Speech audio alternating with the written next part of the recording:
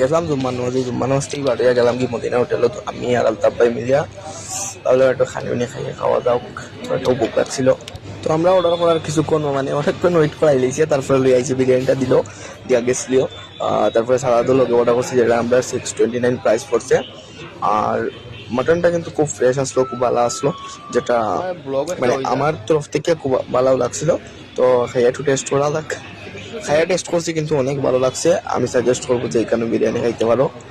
আর Madina hotel করবাংলাত, যেটা খুব আমার তরফ থেকে মানে আমি ফুল 10/10 দিমু।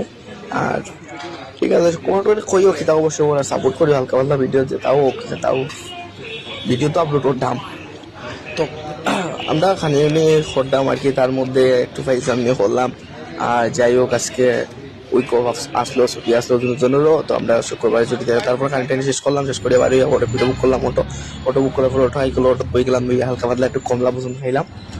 কমলা পছন্দ খাইয়া দেখতে পারতো। এখন আমরা রুমও পৌঁছে দিম। তো দেখাইব নেক্সট ভিডিওত বা নেক্সট ব্লগও বা তাত একটু সাপোর্ট করিও, যা পারতাম ভিডিও আপলোড দেওয়ার।